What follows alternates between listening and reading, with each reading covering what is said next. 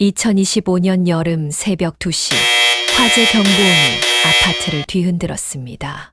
12층에서 검은 연기가 치솟고 있었어요. 불이야! 모두 대피하세요! 복도를 뛰어다니며 문마다 두드렸어요. 8층에서 울고 있던 5살 아이를 안았죠. 괜찮다. 아저씨가 데려다 줄게. 10층에서는 휠체어를 탄 할머니를 등에 업었습니다. 70세의 몸에는 너무 무거웠지만 포기할 수 없었어요. 11층에서 떨고 있던 7살 여자아이의 손을 잡고 계단을 내려갔죠. 그때였습니다. 앞에 계단이 무너져 내렸어요. 아이를 먼저 안전한 곳으로 밀어내고 자신은 떨어지는 콘크리트 덩어리에 맞았습니다. 3일 후 병원 침대.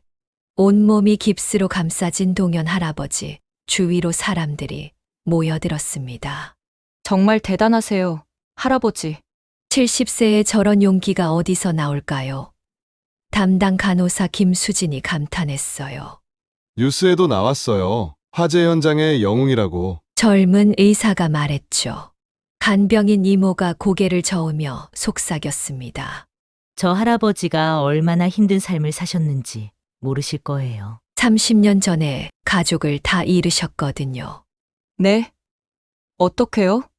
아파트 붕괴 사고였어요. 1995년이었나? 신축 아파트가 하루아침에 무너져서 부인은 돌아가시고 딸은 의식불명, 17세 아들은 실종됐대요. 그 이후로 줄곧 혼자. 힘들었던 시간을 지나 7명의 목숨을 구한 할아버지의 기구한 운명, 그리고 기적 같은 이야기. 이제부터 시작합니다. 1995년 봄, 동현은 새 아파트 열쇠를 손에 쥐고 서 있었어요. 17층짜리 신축 아파트의 12층. 그토록 꿈꿔왔던 우리 집이었죠. 여보, 정말 예쁘네요. 아내 수미가 환하게 웃으며 말했어요. 중학교에서 수학을 가르치는 동현과 간호사인 수미. 두 사람이 5년간 모은 돈으로 마련한 보금자리였어요. 아빠, 내 방 정말 마음에 들어요. 15세 딸 별이가 방 안에서 소리쳤어요. 창문 너머로 보이는 한강이 반짝였죠. 17세 아들 태주는 말없이 미소만 지었지만 그 표정에서 만족감이 느껴졌어요. 동현의 가슴이 뭉클해졌습니다. 드디어 아이들에게 넓은 방을 만들어줄 수 있게 되었어요. 태준이는 고3이니까 공부방도 따로 만들어주고 별이도 이제 예쁘게 꾸밀 수 있겠네. 수미가 동현의 팔을 꼭 잡으며 말했어요. 동현은 아내의 손이 얼마나 따뜻한지 새삼 느꼈습니다. 그날 밤 가족들은 새 집에서의 첫 잠자리에 들었어요. 포장 상자들이 여기저기 쌓여 있었지만 그래도 우리만의 공간이라는 게 신기했죠. 아빠, 내일 학교에서 친구들한테 자랑할 거예요. 별이가 졸린 목소리로 말했어요. 그래, 우리 딸, 좋은 꿈 꿔. 동현이 별이의 이마에 뽀뽀를 해주었어요. 10월 15일 새벽 5시 30분. 갑자기 이상한 소리가 들렸어요. 끼. 마치 거대한 나무가 부러지는 것 같은 소리였죠. 동현의 눈이 번쩍 떠졌습니다. 뭐지? 그 순간 바닥이 기울어지기 시작했어요. 침대가 한쪽으로 미끄러졌습니다. 여보! 여보! 수미가 비명을 질렀어요. 동현의 머릿속이 하얘졌습니다. 건물이 무너지고 있었어요. 애들! 동현이 소리치며 일어났어요. 복도로 나가려 했지만 문이 비틀어져서 열리지 않았습니다. 쿵. 어딘가에서 뭔가가 떨어지는 소리가 계속 들렸어요. 동현의 온몸에 식은땀이 흘렀습니다. 수미야! 아이들 데리고 먼저 나가! 동현이 필사적으로 문을 밀었어요. 드디어 문이 열렸습니다. 하지만 복도는 이미 엉망이었어요. 천장에서 콘크리트 덩어리들이 떨어지고 있었죠. 엄마, 아빠. 별이의 울음소리가 들렸어요. 동현은 딸의 방으로 달려갔습니다. 별아, 괜찮아!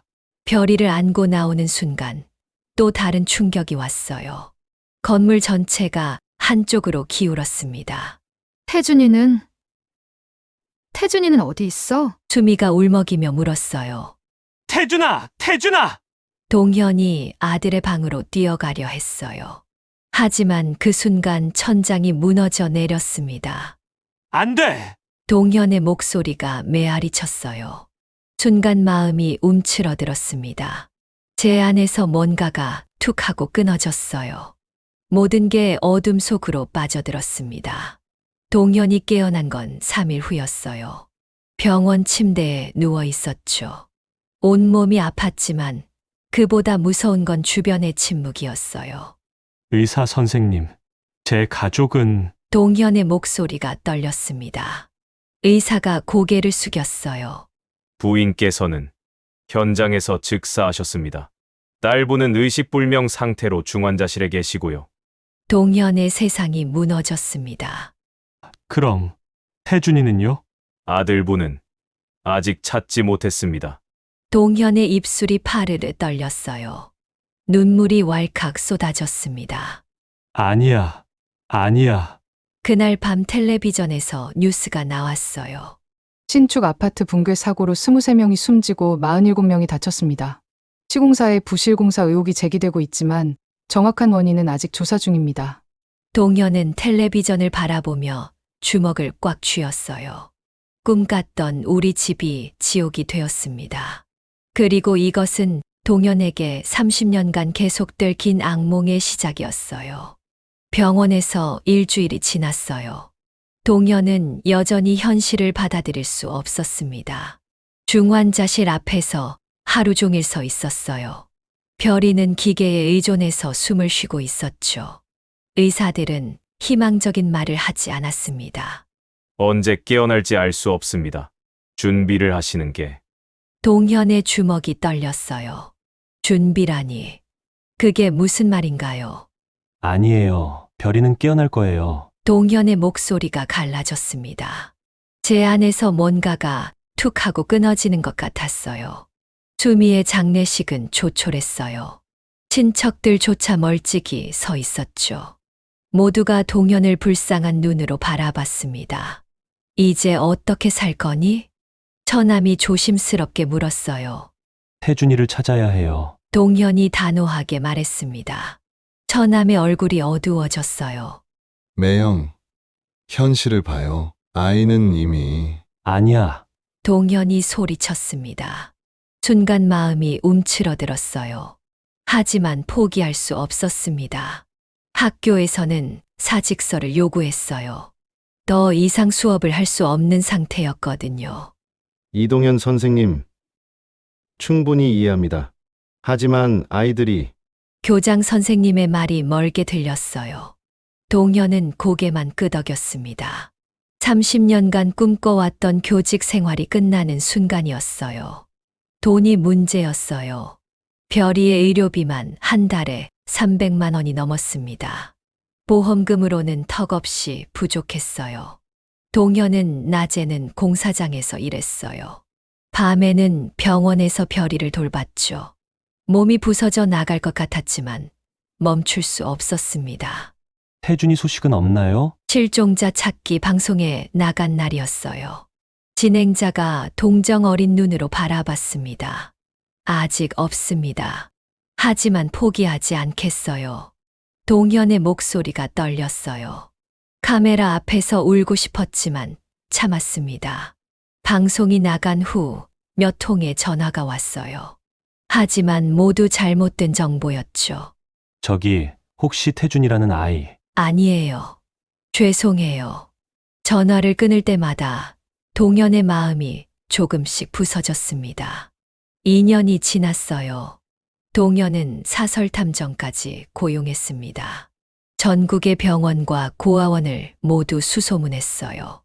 이동현 씨, 더 이상은 힘들 것 같습니다. 탐정이 미안한 표정으로 말했어요. 그럼 제가 직접 찾겠어요. 동현은 주말마다 전국을 돌아다녔습니다. 태준이와 비슷한 나이의 아이들을 볼 때마다 가슴이 뛰었어요. 하지만 번번이 실망만 돌아왔죠. 10년이 흘렀어요. 동현의 머리에 흰머리가 늘어났습니다. 관절도 아프기 시작했어요. 별이는 여전히 깨어나지 않았어요.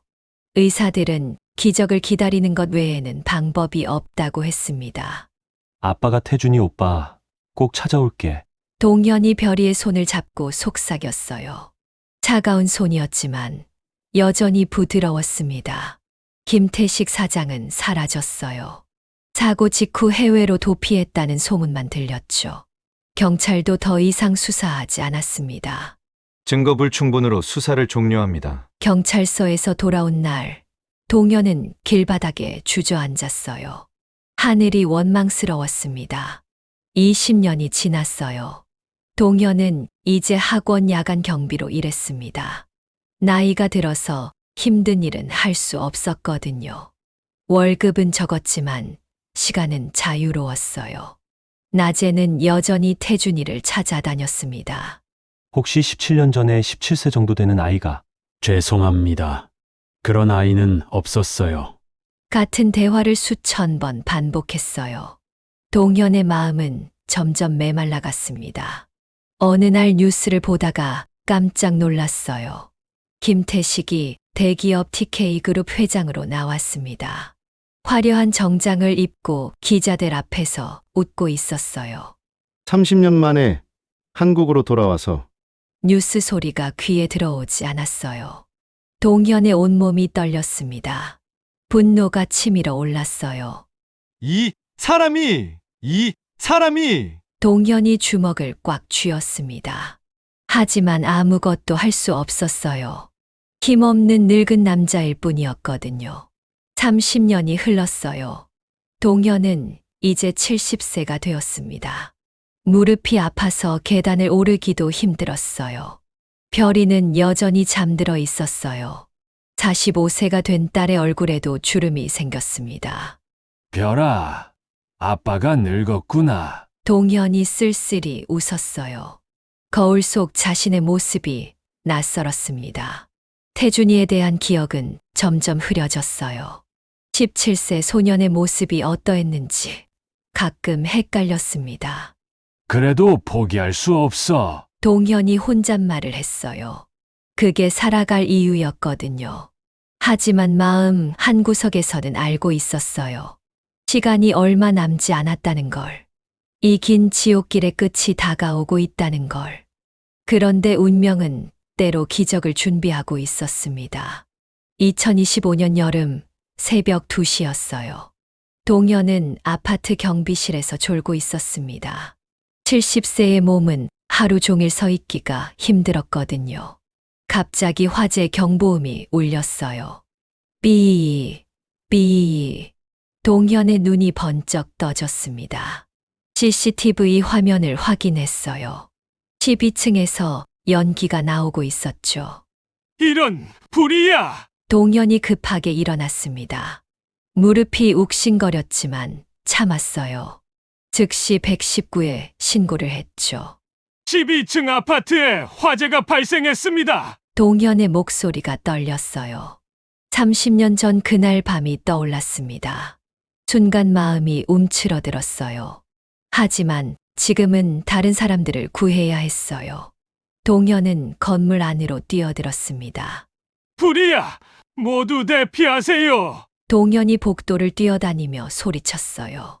문마다 두드리며 사람들을 깨웠습니다. 연기가 점점 짙어졌어요.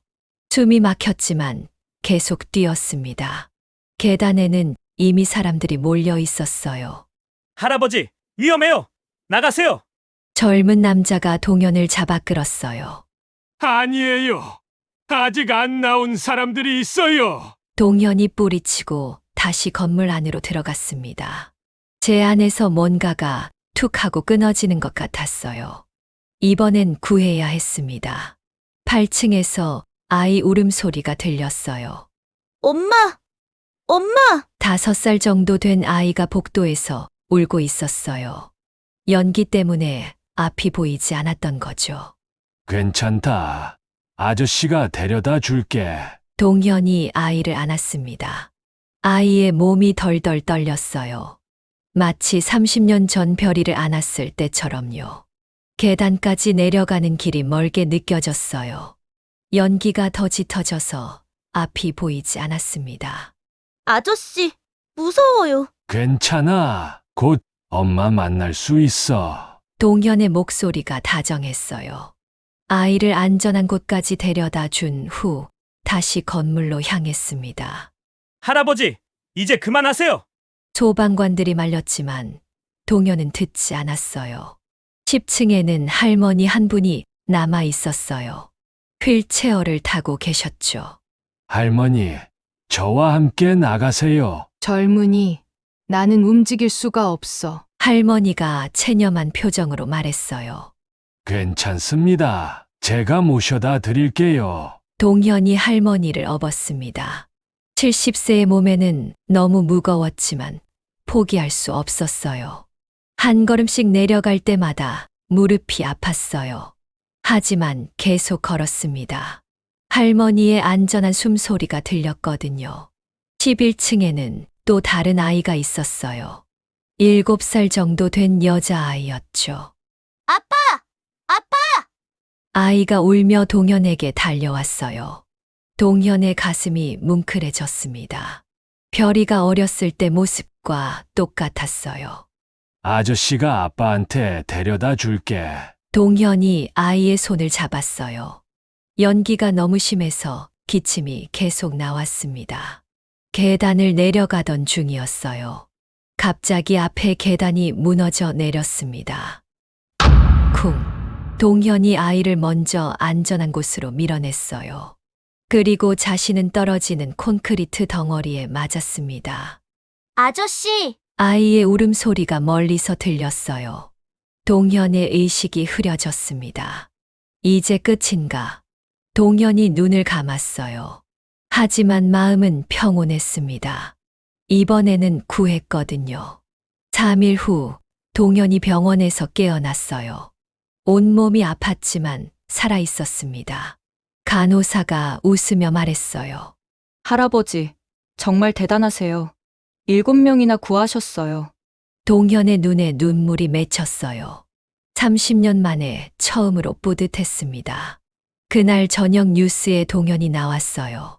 70세 경비원이 불타는 건물에서 7명을 구조해 화제가 되고 있습니다. 이동현 씨는 병실 문이 열렸어요. 젊은 남자가 들어왔습니다. 30대 후반 정도로 보였어요. 안녕하세요. 저는 이태준 변호사입니다. 남자가 깍듯하게 인사했어요. 태준이라고요. 동현의 가슴이 두근거렸습니다. 그 이름이 왜 이렇게 익숙한지요. 네. 할아버지께서 구해주신 아이의 아버지예요. 태준이 감사하다는 말을 했어요. 하지만 동현은 다른 것에 신경이 쓰였습니다. 태준의 눈동자, 코의 모양, 말하는 투까지. 뭔가 익숙했어요. 혹시 성함이 어떻게 되시죠? 이태준입니다. 동현의 손이 떨렸어요. 이태준.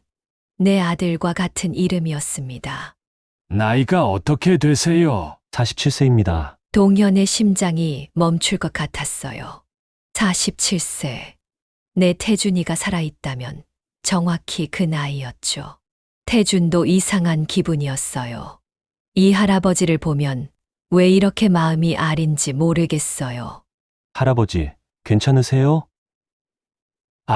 아니에요. 괜찮습니다. 동현이 떨리는 목소리로 대답했어요. 하지만 가슴속 어딘가에서 희망이 꿈틀거리기 시작했습니다. 30년 만에 찾아온 작은 기적의 시작이었어요. 태준은 병원에서 나오면서도 계속 뒤돌아봤어요. 마음 한구석이 이상하게 아렸습니다. 왜 저 할아버지를 보면 이렇게 마음이 아플까? 태준의 발걸음이 무거웠어요. 어릴 적부터 항상 그랬습니다. 뭔가를 잃어버린 것 같은 허전함이 있었거든요. 집에 돌아와서도 동현의 얼굴이 떠올랐어요. 특히 그 슬픈 눈동자가 마음에 걸렸습니다. 여보, 왜 그래? 표정이 안 좋아. 아내 소연이 걱정스럽게 물었어요. 아니야. 그냥 오늘 만난 할아버지가 자꾸 생각나서. 태준이 한숨을 쉬었습니다.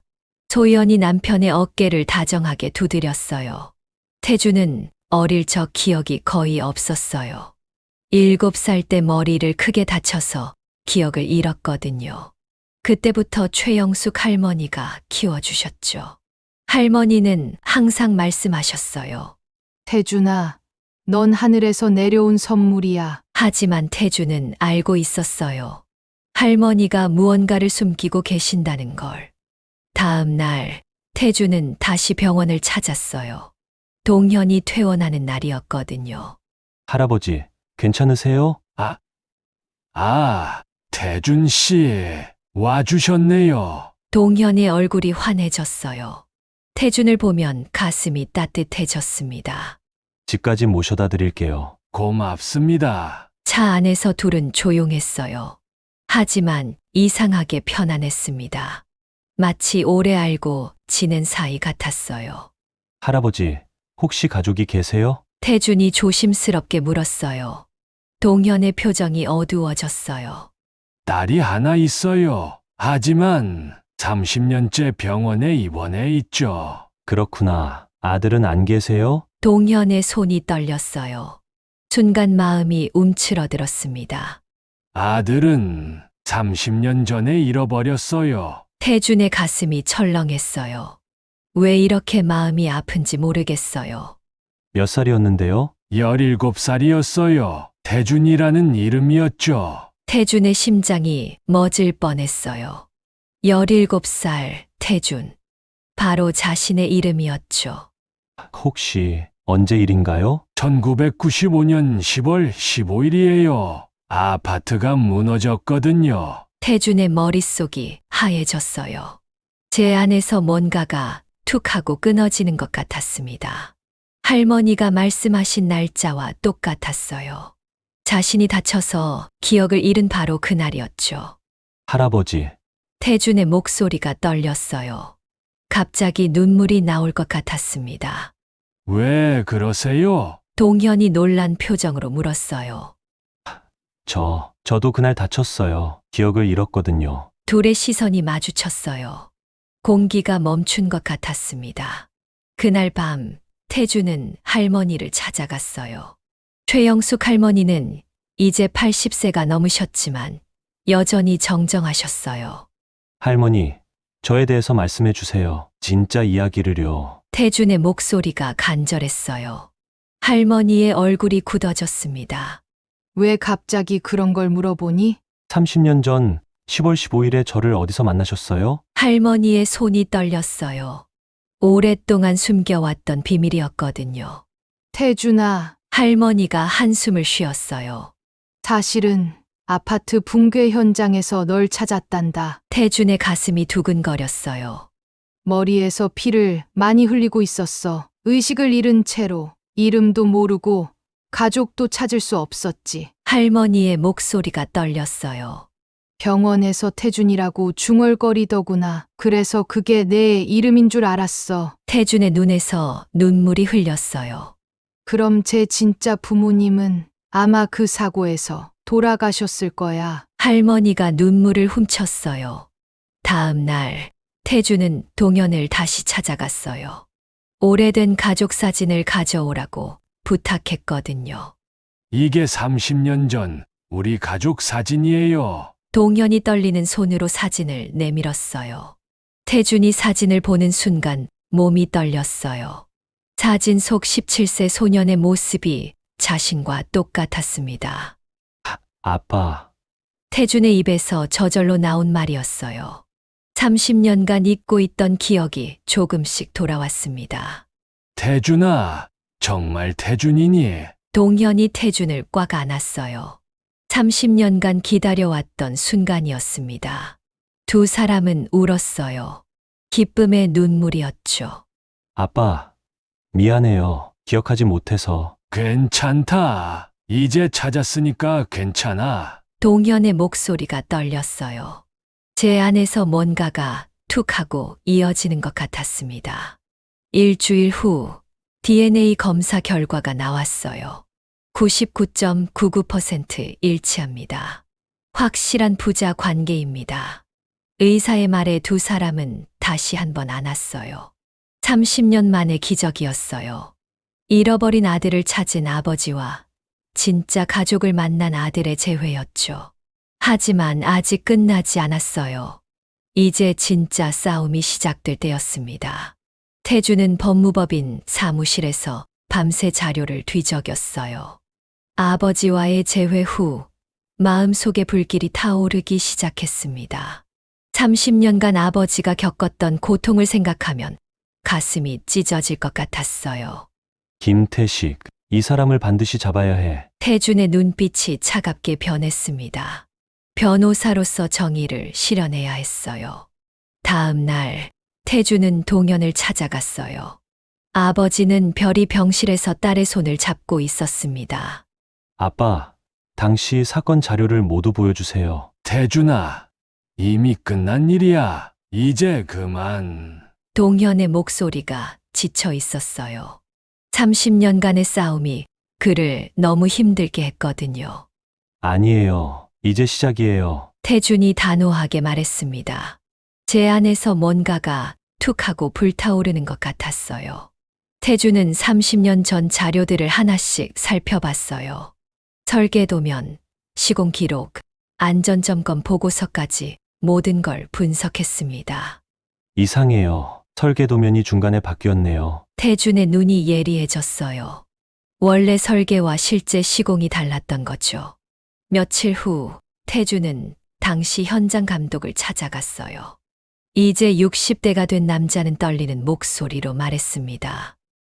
그때 김 사장이 시멘트 양을 줄이라고 했어요. 돈을 아끼려고. 증언해 주실 수 있나요? 하지만 그 사람이 지금 얼마나 큰 회사 회장인지 아세요? 무서워요. 남자의 얼굴이 창백해졌어요. 태준의 주먹이 꽉 쥐어졌습니다. 태준은 김태식에 대해 조사하기 시작했어요. 현재 TK그룹 회장으로 승승장구하고 있었죠. 30년간 해외에서 사업을 키워서 돌아왔다고 하네요. 동료 변호사가 자료를 정리해 주었어요. 실제로는 도망간 거잖아요. 태준의 목소리에 분노가 담겼어요. 순간 마음이 움츠러들었습니다. 너무 큰 상대였거든요. 그러던 어느 날 이상한 일이 일어났어요. 태준의 사무실에 검은 정장을 입은 남자들이 찾아왔습니다. 이태준 변호사님이시죠? 그런데요. 김태식 회장님께서 만나고 싶어 하십니다. 남자들의 눈빛이 차가웠어요. 태준의 등에 식은땀이 흘렸습니다. 그날 밤 태준의 집 앞에 검은 차가 계속 서 있었어요. 아내 소연이 무서워했습니다. 여보, 이거 너무 위험한 거 아니야? 괜찮아. 법이 우리를 지켜줄 거야. 태준이 아내를 안심시켰지만 마음속으로는 걱정됐어요. 다음 날 더 충격적인 소식이 들려왔어요. 병원에서 급하게 연락이 온 거죠. 별이가 깨어났어요. 동현의 목소리가 떨렸어요.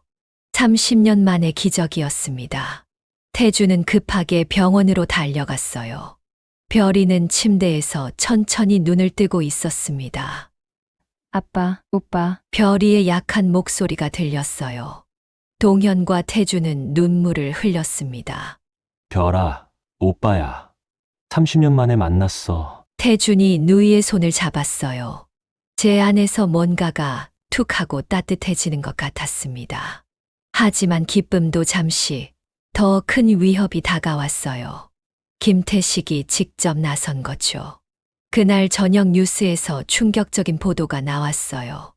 이태준 변호사 허위 사실 유포 혐의로 고발당해 김태식이 먼저 공격을 시작한 거였어요. 태준의 얼굴이 굳어졌습니다. 이 사람이 이렇게 나올 줄 알았어요. 태준이 이를 악물었어요. 하지만 포기할 수 없었습니다. 태준은 검찰청에 직접 찾아갔어요. 30년 전 사건을 다시 수사해 달라고 요청했습니다.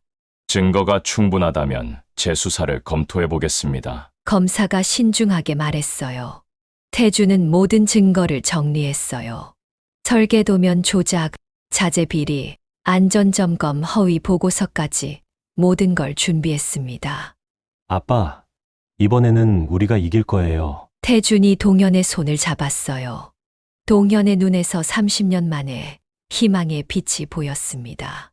며칠 후 검찰이 김태식에 대한 수사를 시작했어요. 30년 만에 진실이 밝혀지기 시작한 거죠.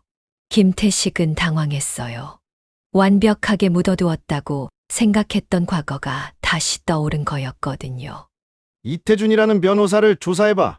김태식이 부하에게 지시했어요. 하지만 이미 늦었습니다.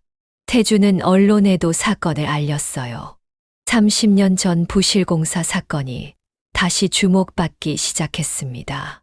30년간 숨겨졌던 진실이 밝혀지고 있습니다. 뉴스 앵커가 진지하게 말했어요.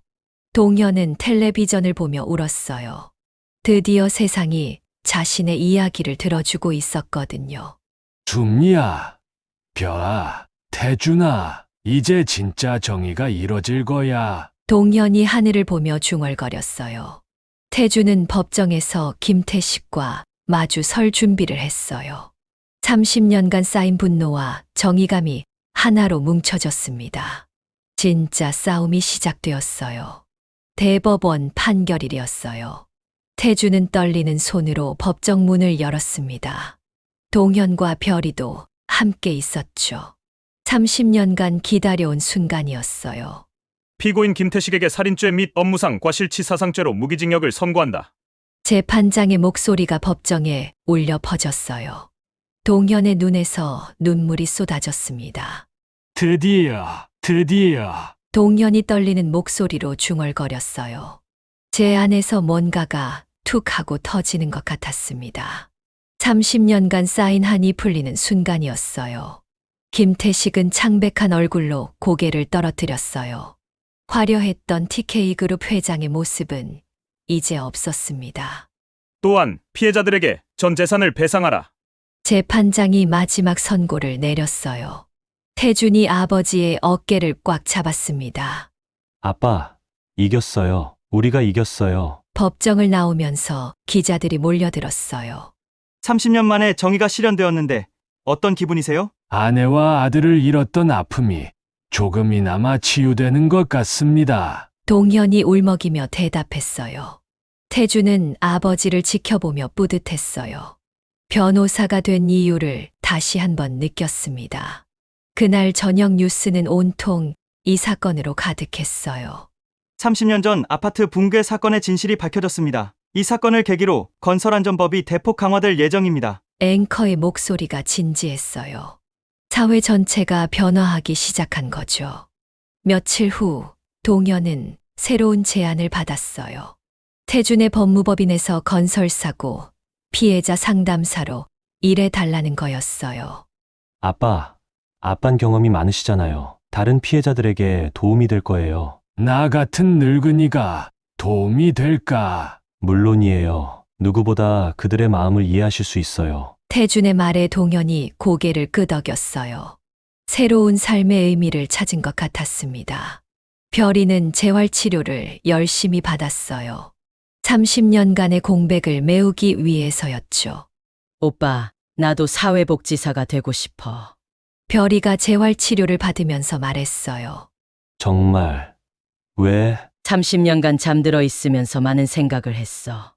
나처럼 힘든 사람들을 도와주고 싶어. 별이의 눈빛이 반짝였어요. 태준의 가슴이 뭉클해졌습니다. 6개월 후 동현의 집에는 웃음소리가 가득했어요. 태준과 소연이 함께 살기 시작했거든요. 아버님, 저녁 드세요. 소연이 상을 차려주었어요. 동현은 며느리가 너무 고마웠습니다. 고맙다.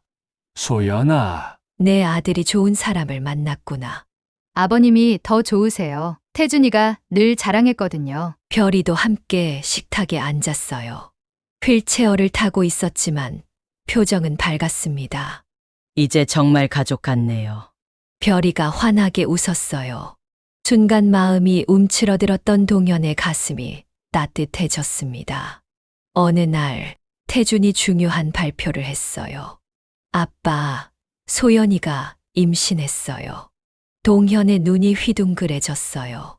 30년 만에 들어보는 가장 기쁜 소식이었습니다. 정말이냐? 내가 할아버지가 된다고? 네, 아빠. 할아버지가 되세요. 태준이 환하게 웃었어요. 동현의 눈에서 기쁨의 눈물이 흘렸습니다. 주미야, 들었니? 우리가 할아버지, 할머니가 된다네. 동현이 하늘을 보며 중얼거렸어요. 제 안에서 뭔가가 툭 하고 따뜻해지는 것 같았습니다. 병원에서 초음파 검사를 받는 날이었어요. 온 가족이 함께 갔습니다. 건강한 남자아이네요. 의사가 웃으며 말했어요. 별이가 손뼉을 쳤습니다. 조카가 생기는 거구나. 소연이 배를 쓰다듬으며 말했어요. 이름은 뭘로 할까요? 태준이 물었어요. 동현이 잠시 생각하더니 말했습니다. 희망이는 어떨까?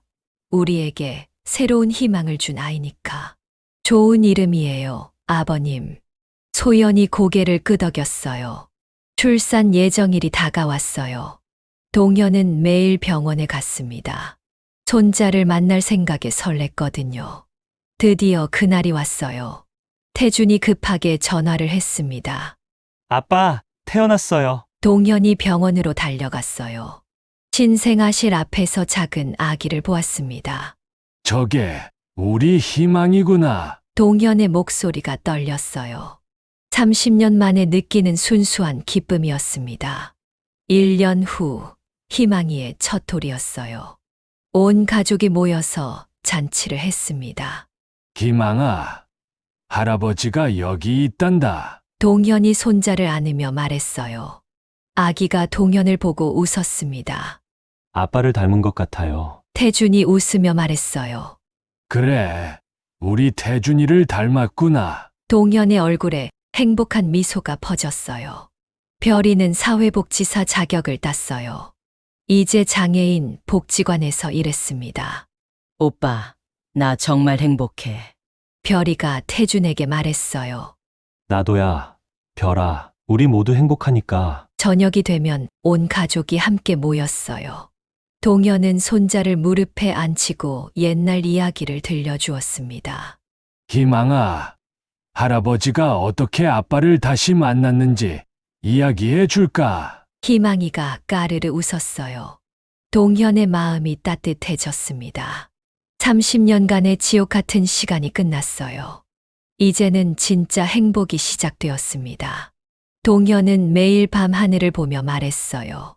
주미야, 이제 정말 행복해. 우리 가족이 다시 완성되었어. 별들이 반짝이며 대답하는 것 같았어요. 새로운 시작이었습니다. 오늘의 영상은 여기까지입니다. 즐거우셨다면 구독과 좋아요 꼭 부탁드려요. 다음에도 새로운 사연으로 찾아뵐게요.